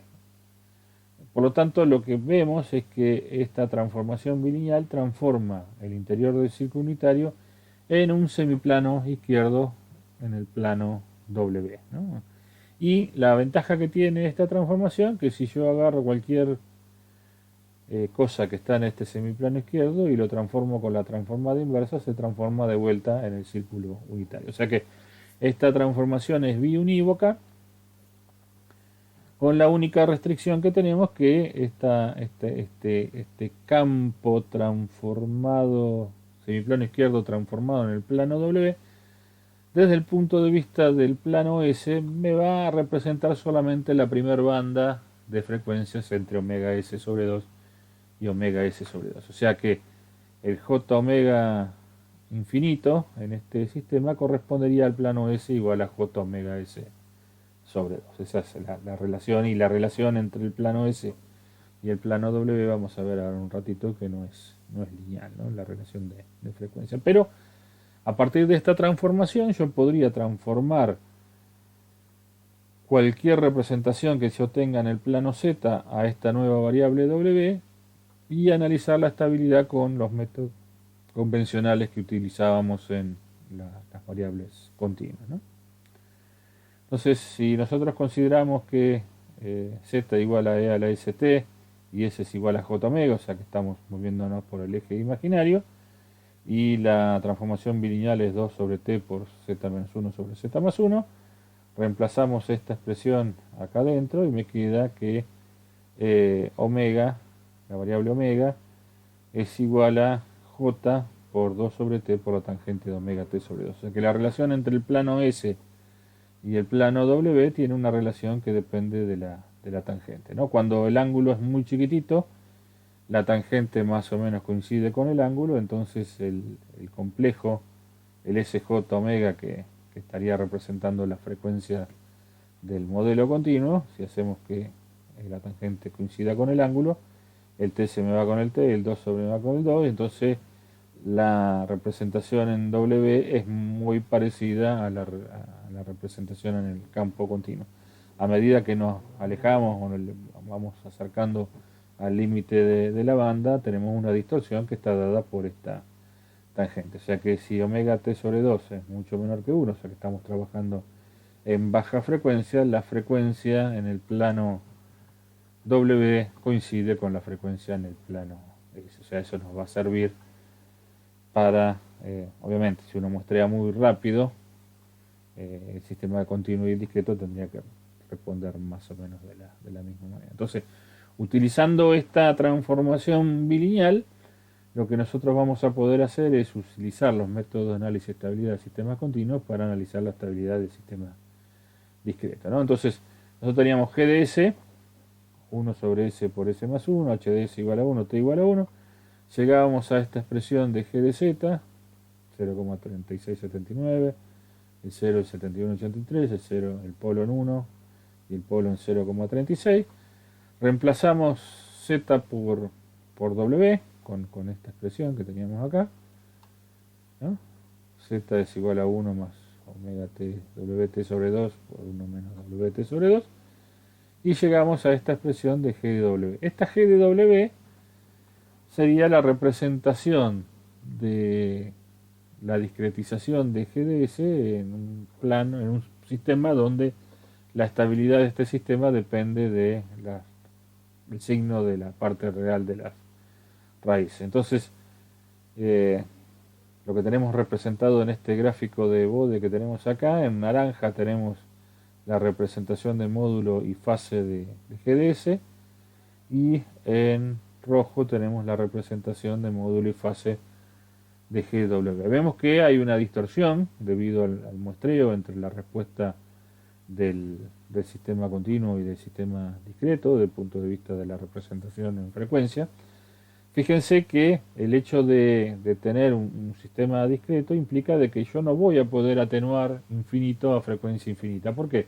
Porque la máxima atenuación que voy a poder lograr es la que tenía el sistema continuo a la frecuencia de muestreo sobre 2. O sea que la mayoría de los sistemas en transformación bilineal va a tener la misma cantidad de polos que de ceros, porque en frecuencia infinita el sistema no va a tener que ser plana la respuesta en frecuencia, ¿no? Fíjense que se cumple la condición de que en baja frecuencia la respuesta del sistema continuo y del discreto se parecen, bueno, y a partir de una determinada frecuencia el sistema continuo va por un lado y el sistema discreto se hace constante, ¿no? Desde el punto de vista de la fase, fíjense que inicialmente la fase en baja frecuencia son más o menos iguales, pero el sistema discreto tiene un peor comportamiento desde el punto de vista del margen de fase. O sea, cuando yo muestreo un sistema, ¿no? Vamos a suponer que tenemos el 0 de B por acá, el margen de fase del sistema discreto va a ser peor que el margen de fase del sistema continuo. Y eso puede hacer que para determinado periodo de muestreo el sistema que originalmente era en continua era estable. Por ejemplo, acá teníamos un margen de fase positivo. En esta condición podemos tener, después de muestrearlo, podemos tener un margen de fase negativo y por lo tanto el sistema tornarse inestable para ese periodo de muestreo en las mismas condiciones que teníamos en el sistema continuo. Entonces, lo que tenemos y que normalmente va a pasar es que tenemos un aplanamiento de la curva de respuesta de amplitud, ¿no? Y lo que vamos a tener es que la curva de respuesta de fase generalmente tiene un margen de fase menor en función del periodo de muestreo. O sea, cuanto más chico sea el periodo de muestreo, más se va a parecer la curva del sistema discreto a la del sistema continuo, pero a medida que vamos aumentando el periodo de muestreo, esta diferencia se hace más grande y podemos llegar a tener un sistema inestable, ¿no? Entonces vamos a ver, esto lo vamos a seguir usando inclusive para hacer diseños de controladores. Entonces vamos a utilizar la transformación bilineal como herramienta para analizar la estabilidad de los sistemas discretos a partir de los diagramas de Nyquist o cualquier método que utilizábamos en sistemas continuos. Una de las consideraciones que tuvimos en cuenta al momento de representar mediante la transformación bilineal a los sistemas discretos es que la fase del sistema discreto se ve empeorada respecto de la fase del sistema continuo, y eso es debido al sistema de retención de orden cero, ¿no? O sea, ese decremento de la fase es producido por el sistema de retención de orden cero. Entonces nosotros vimos que respecto del sistema continuo, el sistema discreto tenía un empeoramiento del margen de fase debido al retenedor de orden cero, que podría llegar a ser el sistema inestable, ¿no? O sea, la forma correcta en la cual nosotros tenemos que trabajar para poder determinar ese empeoramiento de la fase es a partir de la aplicación de la transformación bilineal. Sin embargo, se puede utilizar una aproximación para poder representar en baja frecuencia el efecto del retenedor de orden cero sin tener que calcular la transformada Z y la transformación bilineal. Si nosotros analizamos la representación de la transferencia del retenedor de orden cero en J omega, vamos a ver que se puede escribir como el periodo de muestreo por el seno de pi omega sobre omega s sobre omega pi sobre omega s por una exponencial de omega pi sobre omega s. O sea, acá tenemos un seno de x sobre x y una exponencial, ¿no? En el seno de x sobre x, las cercanías del origen prácticamente se puede considerar constante. Y si nosotros analizamos la transferencia de lazo abierto de este sistema en base a la transformada discreta de Laplace, la transformada mediante impulsos, multiplicamos la transferencia del retenedor de orden cero por la transferencia g por h asterisco, y lo que vamos a tener es una sumatoria en donde nos aparecían las delta, ¿no? Entonces, y los desplazamientos de fase. Entonces vamos a tener una sumatoria, 1 sobre t, y una sumatoria en donde tiene en cuenta la representación en frecuencia del ROC y de la transferencia g por h, ¿no? Si analizamos, reemplazamos esta expresión, nos va a quedar 1 sobre t por la integral entre menos infinito e infinito de t por el seno de x sobre x, de una manera por decirlo así, por una exponencial por la transferencia g por h de j omega. Si hacemos una aproximación en baja frecuencia, nos queda que la transferencia del ROC por la transferencia discreta de g por h es aproximadamente igual, o sea que esto sería la representación mediante la transformación bilineal, es aproximadamente igual a la transferencia de g por h continuo por un retardo de la mitad del periodo de muestreo. O sea que en baja frecuencia la curva referida a la transformación bilineal se parece mucho a la transferencia del sistema continuo más un retardo de la mitad del periodo de muestreo. Este retardo va a influir solamente en la fase, o sea, no va a influir en el módulo, y por lo tanto lo que vamos a ver si nosotros aplicamos esta aproximación y la comparamos con la transformación bilineal, vemos que en baja frecuencia, ¿no?, el módulo de la bilineal y el módulo del sistema continuo se parecen bastante, y acá tenemos representada la fase del sistema continuo más el retardo de la mitad del periodo de muestreo, ¿no?, y la comparamos con la fase de la transformación bilineal. O sea que en este caso aproximadamente hasta 1 radián por segundo, la aproximación de la exponencial más o menos copia a la fase del sistema con la transformación bilineal.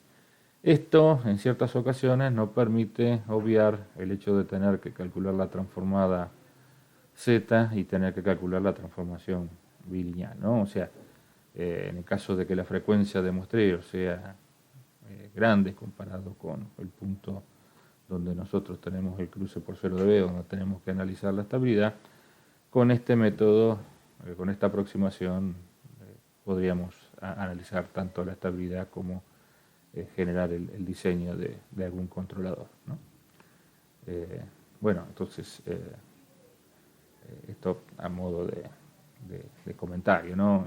Este método lo usamos en la materia para ingeniería eléctrica e ingeniería mecánica para no cargar de demasiada teoría al diseño de sistemas control en tiempo discreto y poder aliviar un poco el cálculo. Desde el punto de vista nuestro siempre vamos a utilizar la metodología de la aplicación de la transformación bilineal para dibujar los diagramas de análisis de estabilidad. Pero en muchos libros por ahí pueden llegar a tratar este tema, y lo que queríamos era por lo menos hacer una referencia para que si aparece no lo tome por sorpresa. Bueno, hasta acá llegamos respecto del desarrollo del análisis del modelado de sistemas discretos. A continuación vamos a ver algunos cálculos que hicimos con el programa Scilab, que nos permitió hacer algunos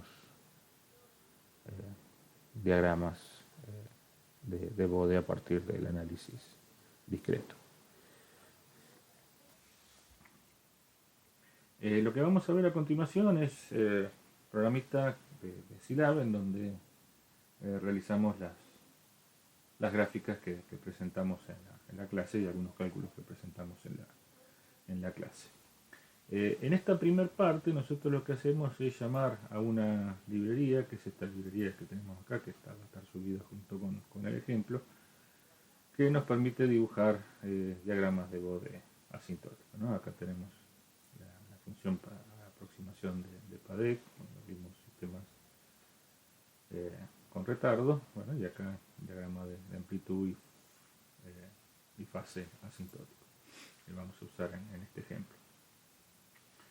Bueno, inicialmente lo que hacemos es definir la transferencia de la planta con la función syslin, y para poder transformar al plano Z esta transferencia, lo que hacíamos era, como necesitamos calcular la transformada Z de GDS sobre S, que calculamos GDS sobre S y la descomponemos en fracciones simples, ¿no? Entonces nos va a quedar, como hemos visto en la clase, 1 sobre S cuadrado menos 1 sobre S más 1 sobre S más 1. Entonces, con la tabla podríamos transformar cada una de esas expresiones y encontrar la transformada Z de GDS sobre S, y eso lo teníamos que multiplicar por 1 menos Z a la menos 1. Entonces, lo que vamos a hacer, a partir de considerar un periodo de muestreo de un segundo, vamos a calcular la transformada del escalón, o sea, escribimos la transformada del escalón, que era Z sobre Z menos 1, la transformada de la rampa, que era T por Z sobre Z menos 1 al cuadrado.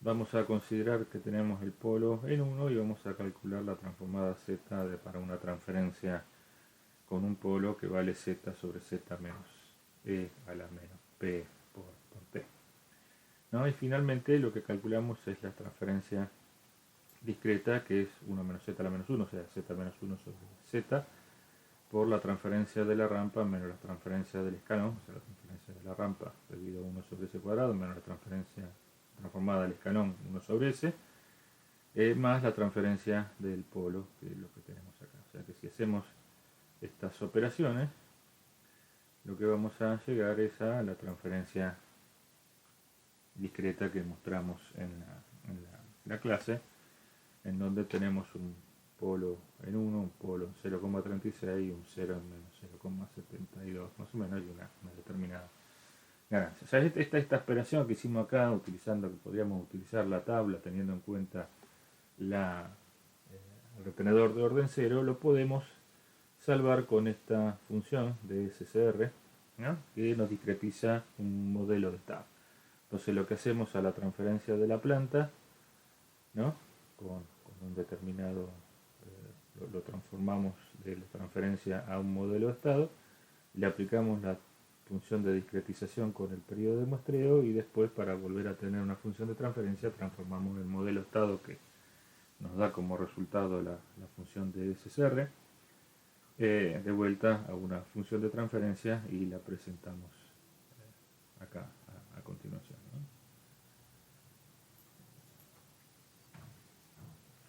Entonces, si hacemos eso,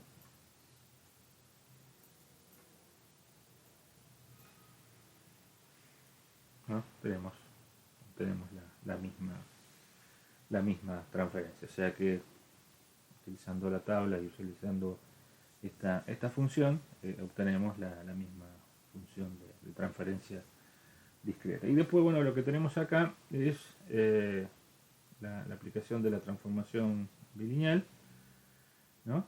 Tenemos una función que se llama bilineal, ¿no? Que la aplicamos a este modelo, a esta transferencia, ¿no? con la expresión de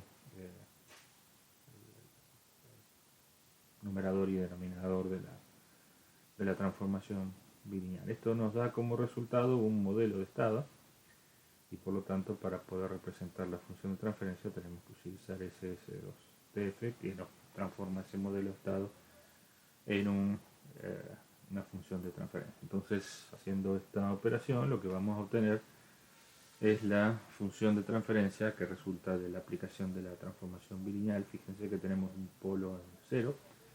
El polo que teníamos en 1 en el modelo continuo ahora se transforma en 0,92, o sea que se corre un poco hacia más baja frecuencia.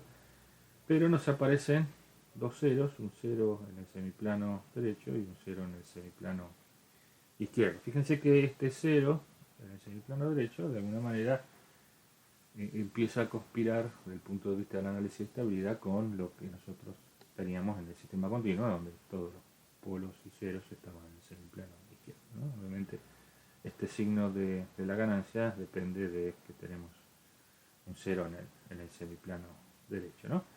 Bueno, finalmente lo que tenemos acá es el cálculo de el diagrama de amplitud y de fase del sistema continuo y del sistema discreto, ¿no? Que lo hacemos mediante la función del bode asintótico.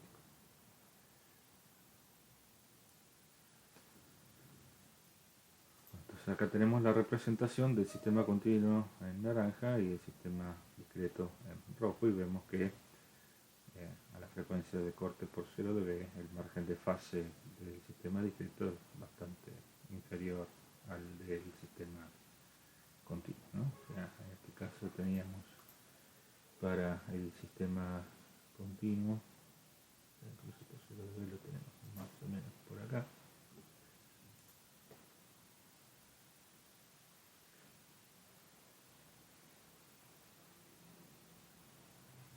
Vamos por ahí, 0,984, más o menos cercano a 1. ¿No? Acá tenemos 134 grados, o sea que tenemos más o menos 45 grados de margen de fase y acá no alcanzamos a tener 14 grados de margen de fase, ¿no?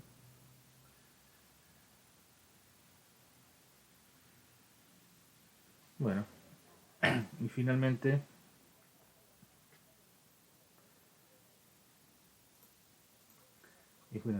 acá lo que tenemos es el cálculo del diagrama de Bode con la aproximación del retenedor de orden 0 igual a un retardo de la mitad del periodo de muestreo para mostrar la relación que existe entre el Bode del sistema continuo con retardo y el diagrama de Bode con la transformación bilineal, que fue lo que vimos en la última parte de la clase. Así que bueno, vamos a subir también este ejemplo junto con el PowerPoint como para que lo tengan de referencia y puedan utilizarlo en alguna de sus aplicaciones. Así que con esta parte terminamos la presentación del modelado de sistemas discretos.